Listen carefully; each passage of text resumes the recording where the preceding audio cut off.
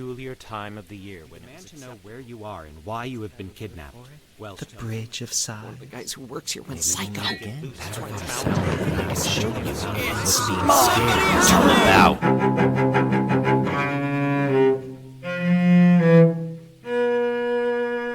it's welcome to October by May, the short stories of Edward T. May. Presented by James Allen May. Before we start, I wanted to thank everyone who listened to our premiere episode, Misery House. The podcast has been growing ever since, and it has certainly made me anxious and excited to get this second episode out. I've been learning so much about this community of listeners, and I can't wait to share more content with you. I know this quarantine period is hard on everyone, so I wanted to extend my gratitude for making it less hard for me, especially because it was my birthday a few days ago. The past few weeks, I've had my birthday, officially launched this podcast, and had my first commissioned audiobook narration released on Audible. It's completely different than what I do here. It's actually a time management self-help book, but if you're curious to hear more about that, don't hesitate to reach out to me over social media. It has been so great meeting all of you over the internet throughout this process, especially because none of us are meeting any new people in person lately. And it's also wonderful knowing at the outset that we at least have something in common. We all know how awkward it can be to strike up conversation with a stranger. It's halting and uncomfortable as you desperately shuffle through topics or experiences, trying to find something you have in common, some topic you can latch onto in order to make conversation flow more easily. It helps your chances of a successful social interaction if you're meeting in a locale that is only appealing to a specific type of person. For the two loners in our first story, that locale is a deserted stone bridge spanning a river just after midnight. The perfect setting for solitary strangers to strike up a conversation, with the night wind whistling through the bridge supports. It's a simultaneously aggressive and anguished sound, attributes that may just be mirrored by the two visitors themselves. Bridge of Sighs. I have been one acquainted with the night. I have walked out in rain and back in rain. I have outwalked the furthest city light. Robert Frost, acquainted with the night. I stood on the bridge at midnight, as the clocks were striking the hour, and the moon rose o'er the city, behind the dark church tower. Henry Wadsworth Longfellow, The Bridge. The man's boot heels rhythmically thumped the pavement. He paused in his wanderings as he heard a clock, somewhere in the distance, begin to strike the hour. He listened intently as the preliminary peals were sounded and the clock finally tolled midnight. "My time of the night," he murmured. The man resumed his walk, and on a whim, turned down a narrow course that was unfamiliar to him. The rickety houses lining the road glared at the man through broken panes, as if jealous of his ability to leave the vicinity. Untended yards had long ago renounced any pretensions to individuality, unfortunate victims of terminal ennui. Unpleasant odors were transported on the night air and followed the man with the tenacity of bloodhounds. The constricted alleyway eventually shed its encumbrance of shabby dwellings and led the man to a stone bridge spanning a river. He proceeded slowly to the center of the arch, his boot heels keeping time, where he came to a halt. He leaned on the stone railing and watched the moonlight struggle for purchase on the shifting waves. A voice probed the darkness. It was feminine and fragile as a wisp of smoke. "I think it might rain." The night hid the man's features, but the protracted silence following the woman's statement betrayed his surprise at finding someone in such close proximity. "She sounds so innocent," he thought. "So inexperienced and innocent." After some time had elapsed, he spoke, his voice low and calm. "Is that good?" The woman, perhaps anticipating the question, responded immediately.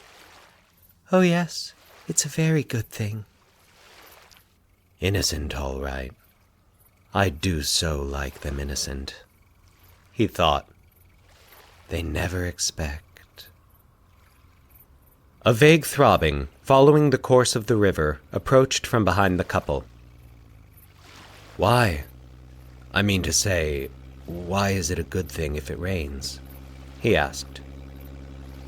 The throbbing grew in intensity and distinctness until it became recognizable as an outboard motor. Because the rain is sad, she responded.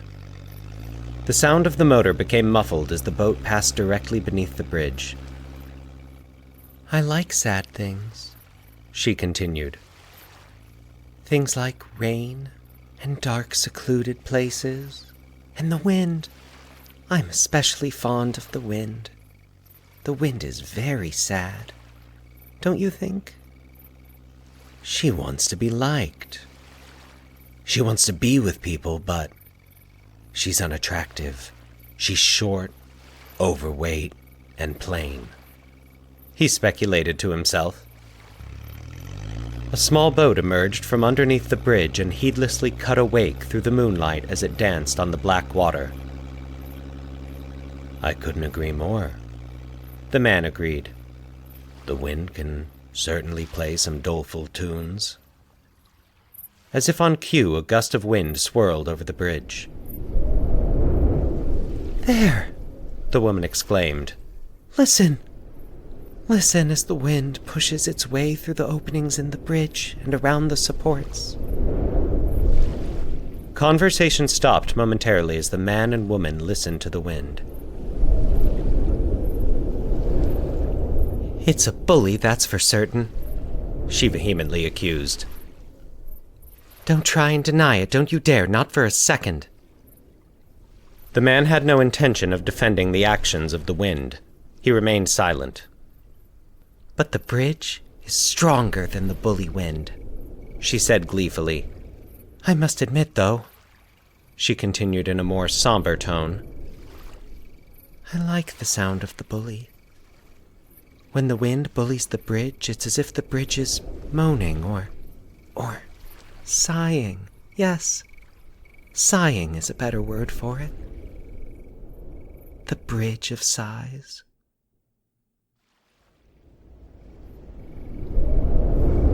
Another gust of wind eddied around the man and woman and threaded the ornamental apertures in the stone railing lining the bridge. "You sound like an educated man," the woman remarked after the wind eased a bit. "I'll bet you know all about the real Bridge of Sighs. You know, the original one, not this one." The man shifted his weight to his left foot. "You're speaking of the one in Venice?" he asked. There was a rustle in the dark, as if the woman's clothing had brushed fleetingly against the stone railing. "That's the one," she said excitedly. The man produced a pack of cigarettes from a jacket pocket, along with a lighter. The woman could hear the crinkle of cellophane as the man opened the pack. He patiently tapped out a cigarette from among its mates, placed it in his mouth, and returned the pack to the pocket. With his free hand, he shielded the lighter from an errant breeze and lit the cigarette. The smell of the cigarette washed over the woman. "I believe it connected the Palace of the Doge, where judgments were passed, with the prison," he said at last, mumbling the words around a cigarette. A distant train whistle punctuated his sentence. "She's so childlike. She'll be fun to toy with before—" "Yes, the prisoners crossed over the bridge as they went to prison, uttering sighs as they went," she said dreamily. "Can't you hear them? If you put your mind to it, can't you hear them sigh? Of course you can." The man exhaled. "You have an admirable imagination," he commented with sincerity. "I've had practice using my imagination." she said by way of partial explanation. I'll bet you have. You've been alone most of your life. When you're all alone, it's only natural to develop a vivid imagination, he thought. The train whistle sounded again. Isn't that a sad sound? She noted. Since she's been rejected by people, she's made a world for herself. She reads poetry and romances, and she dreams her life away. This will be so easy, so very easy. Not at all like the last one. She was... The tip of the cigarette glowed brightly as the man inhaled. A slight pause, and then the sound of an exhalation. Yes, I've always considered train whistles to be a mournful sound, the man finally admitted. Especially at night. A raindrop exploded on the pavement. I must make this last as long as possible. I must maximize the pleasure. Who knows when I might get another chance such as this? Lightning painted the sky. A subdued rumble followed. You mentioned earlier you had a fondness for sad things. Is that why you're here? The man asked.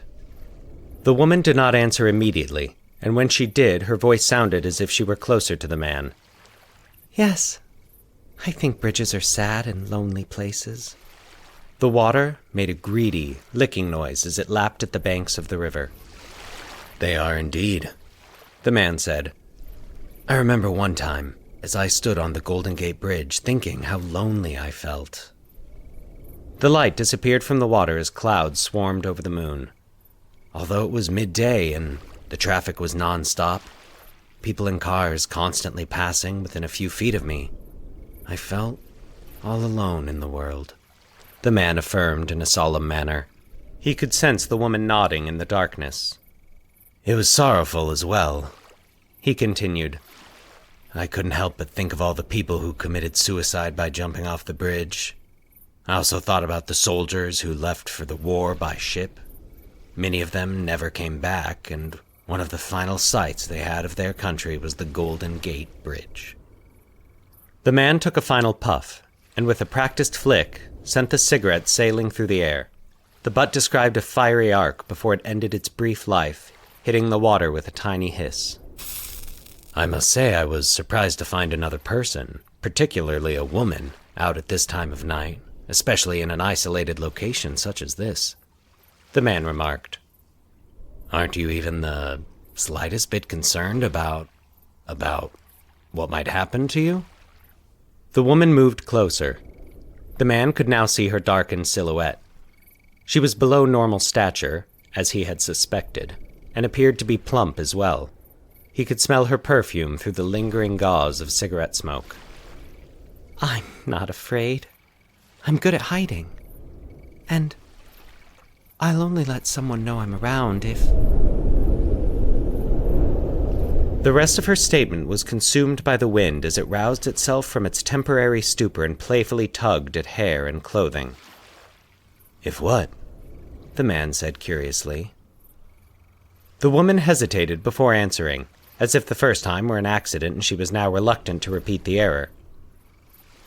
If I know they're like me, she finished. The man thought about her response for a moment. You mean people who take joy in the moaning wind and the pattering rain? He asked. And lonely places, she added. The man shifted his weight to his right foot. Someone like you, she said diffidently.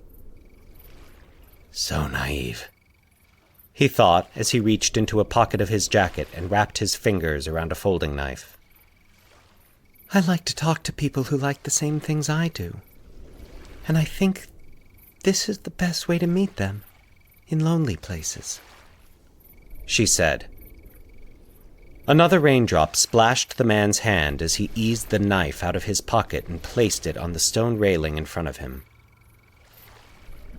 You know just what I mean, don't you? She whispered urgently. Another flash of lightning punctured the darkness, and the darkness swallowed it whole. "And you think I'm like you? Is that why you didn't hide from me?" he asked. The woman waited for the thunder to subside before responding. "Yes," she answered, this time with confidence. "And I think you feel the same way. That's why you come to places like this, at odd hours of the night. You know the pain of being left out, don't you?" The man unfolded the knife. "Please say I'm right," the woman pleaded. "I do have a purpose in being out at odd hours and in secluded places," the man affirmed. "I knew it," she said in a relieved tone. He heard the woman as she sidled closer. "She's making it so easy," he thought. "I don't even need to go to her, she's coming to me." The bridge sighed as the wind surged once again. "I think it's time I showed you what my purpose is," the man said. He turned to the woman, knife in hand, when he abruptly felt a sharp pain in his chest. A quick glance revealed a syringe protruding from his body. He slumped against the railing. The woman calmly knelt next to the man and removed the knife from his hand. She then withdrew the syringe from his chest. The man was sentient, but incapable of speech or action. "So, you had some plans for me?" she said, holding the man's knife in front of his face. "You thought you would, what, carve on me a little bit? You thought you'd frighten me? Feed off my fear?" The man's eyes expanded. "When you're able to scare other people, it's like, nectar, isn't it? I know, because I crave the same thing," she cooed. "It's just like a drug." She gripped his head tightly between her hands and brought her own face to within inches of his. Then, as if she'd willed it, an extended charge of lightning ripped the night apart.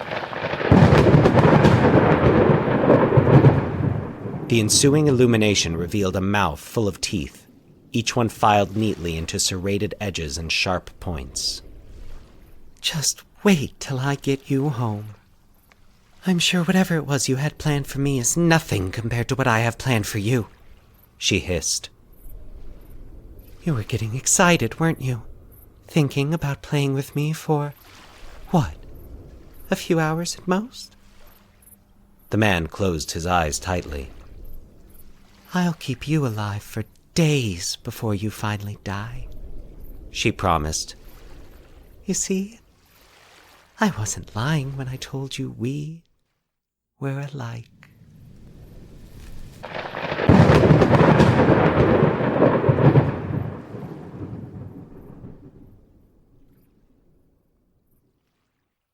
You may have seen on Instagram or Twitter that I posted a picture I took of the real Bridge of Sighs in Venice. Having grown up with this story, I was thinking of it while I took that picture, so it's been kind of a cool full-circle moment to use it in relation to my retelling of that story. You may have also seen all the Scarecrow pictures I've been posting. They relate to our second story today.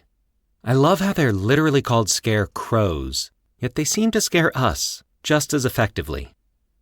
Charlie has been having recurring dreams of the Scarecrow that stood guard of the cornfield outside his childhood window, and they've gotten bad enough that today he's decided to seek psychiatric help. Surely the doctor can help him. That is, unless his fears aren't so delusional, after all. Scarecrow by Moonlight.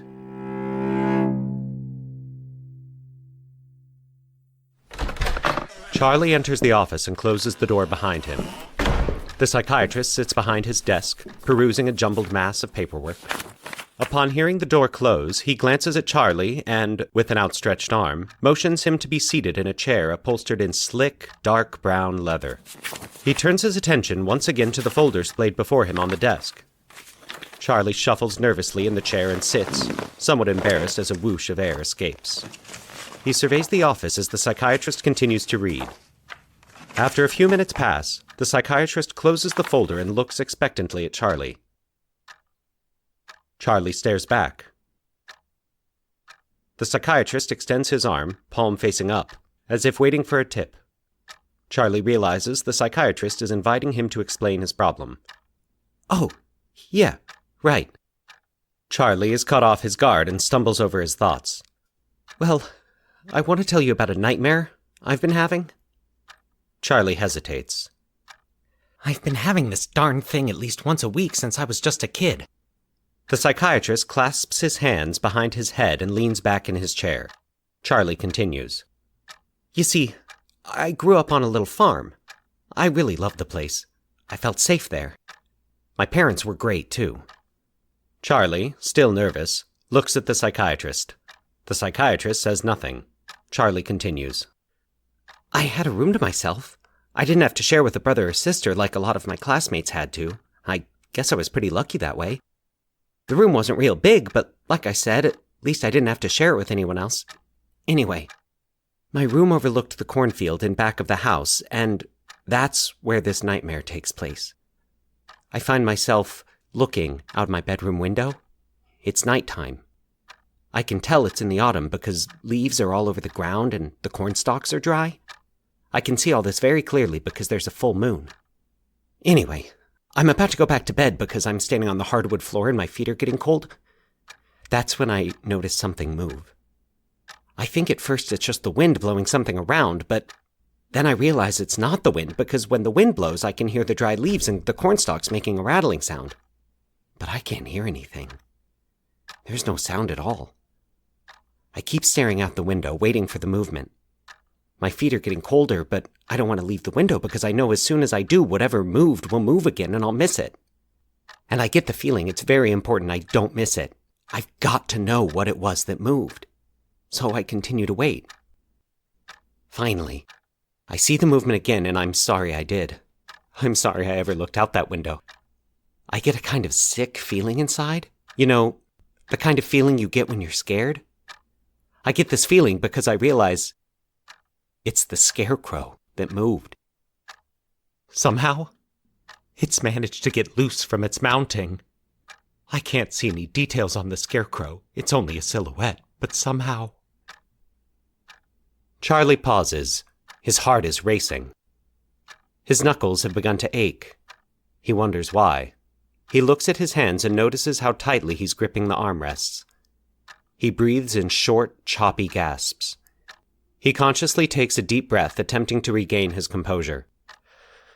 Somehow, I don't know how, but somehow I know the Scarecrow is looking right at me. I know he wants to do something bad to me. Despite his best efforts, Charlie's breathing becomes irregular once again. And that scares me, Charlie confesses as he looks away from the psychiatrist. It scares me so much that I freeze in place.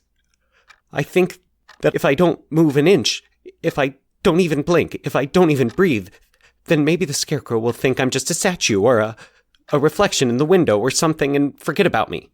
But before I know it, he's standing at the edge of the cornfield, right where it touches the backyard. Charlie tries to swallow a hot breath down a parched throat. And I can tell he's still looking up at me. It makes it worse that I can't see his face. Do you understand? I wouldn't be so scared even if it were some disgusting skull face or something, I still wouldn't be as scared. It's like he's got some advantage over me by being able to hide his face and yet see mine. Next thing I know, he's halfway across the yard. It's weird because I don't actually see him walking or running, but all of a sudden there he is, already halfway across the yard. Then he's out of sight. But I hear the back door opening. I turn and look out my bedroom door where I can see the top of the stairwell. I hear a noise, not footsteps exactly, but a swishing noise, almost like a broom sweeping the floor. Then I see him, from the back, coming up the stairs. I can't even describe how scared I am at that point, at least not in words. My stomach, no, it's my whole body. My whole body feels like it's tingling, like it's going to explode or something. Charlie exhales loudly. That's where it stops. The psychiatrist leans forward, takes up his pen and jots down a few notes. Like I told you, Charlie offers. I've had that dream since I was a kid. Over 20 years now, but I've been able to live with it. That nightmare isn't why I'm here. I started having another one. The psychiatrist looks at his wristwatch. Satisfied that Charlie's time has not yet expired, he leans back in his chair once again as Charlie begins talking.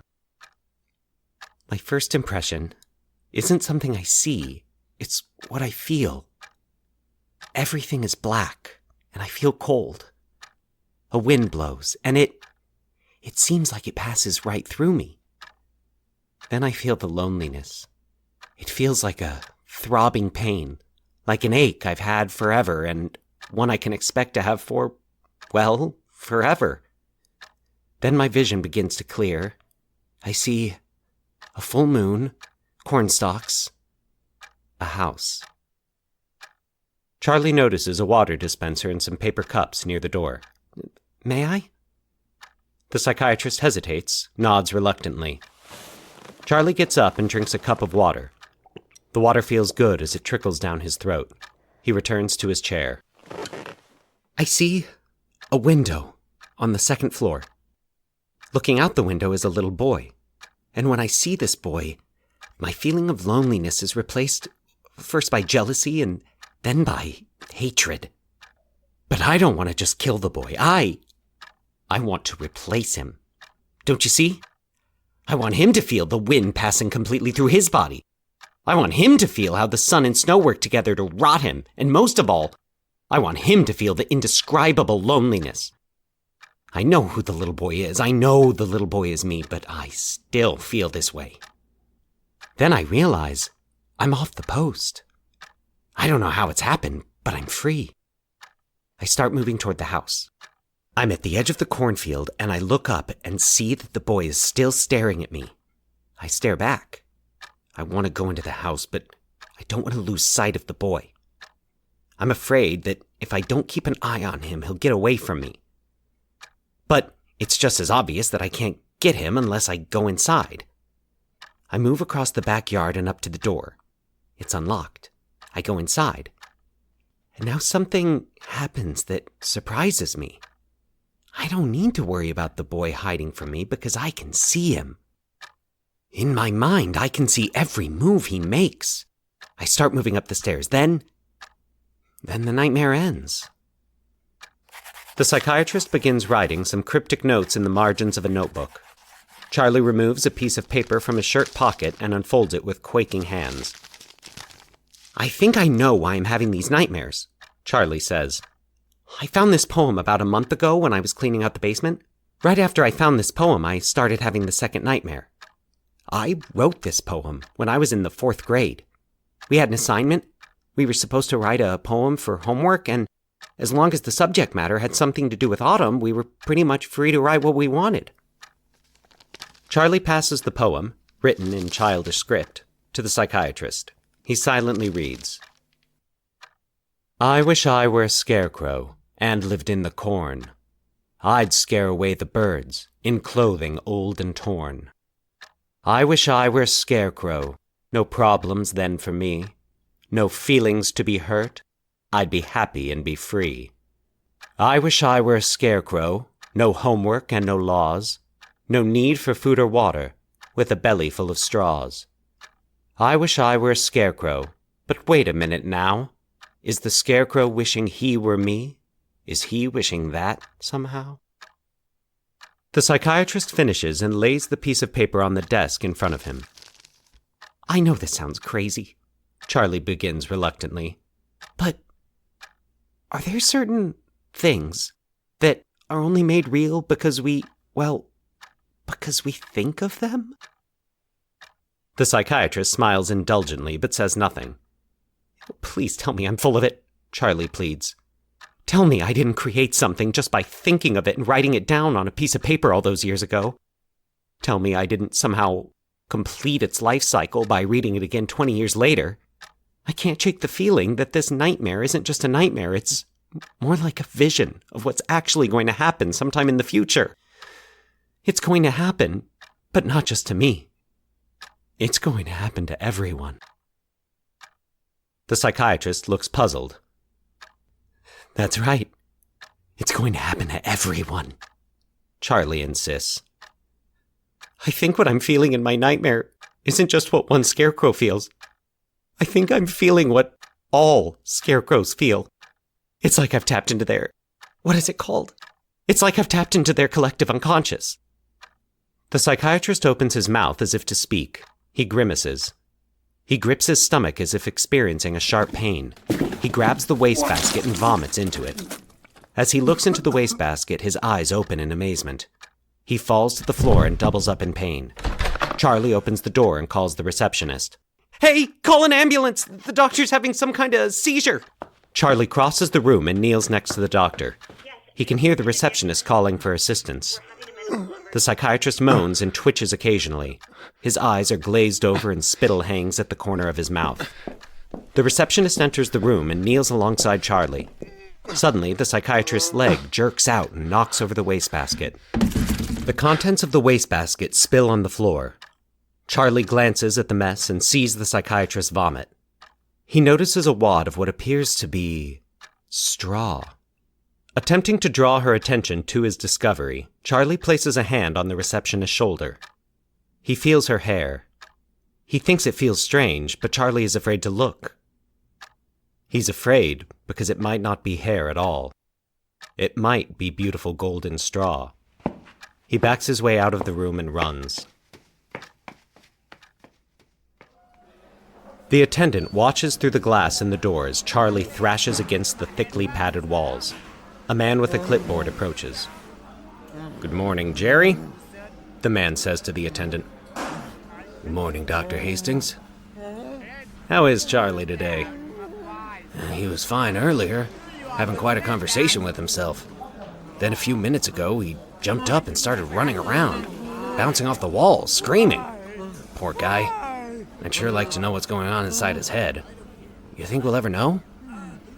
"I doubt it, Jerry," the doctor sighs. "He's been like this since he was a child. He started having nightmares when he was about the age of 8. For some reason, known only to Charlie, he refused to tell anyone what the dreams were about. Finally, his parents sent him to a psychiatrist. I believe his name was Dr. Powers." "Did he tell the psychiatrist about his nightmares?" Jerry asks. Dr. Hastings shakes his head. "Nobody really knows what went on in that office. Dr. Powers did record a few notes, none of which meant anything to anyone, and unfortunately, he never had the chance to explain them. He died shortly after Charlie began his session." "Died? It wasn't Charlie, was it?"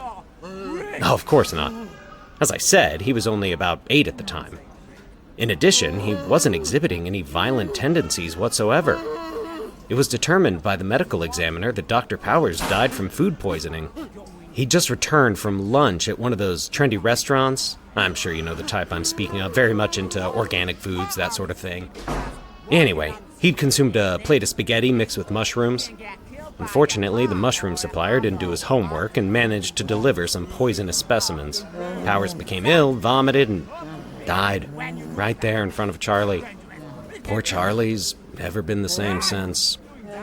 That incident could very well be at the root of his problems. He may be reliving it over and over again, but I'm afraid we'll never know."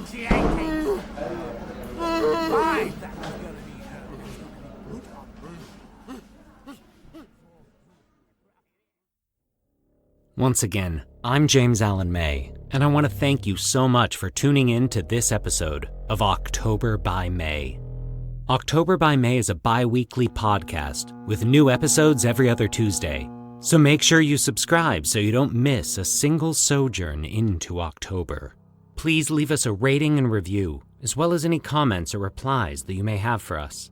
Also visit us at octoberbymay.com for more info, as well as links to the books by Edward T. May. Bridge of Sighs by Edward T. May. Scarecrow by Moonlight by Edward T. May. Recitation and audio design by James Allen May. Theme by Hassan Nazari Rabati.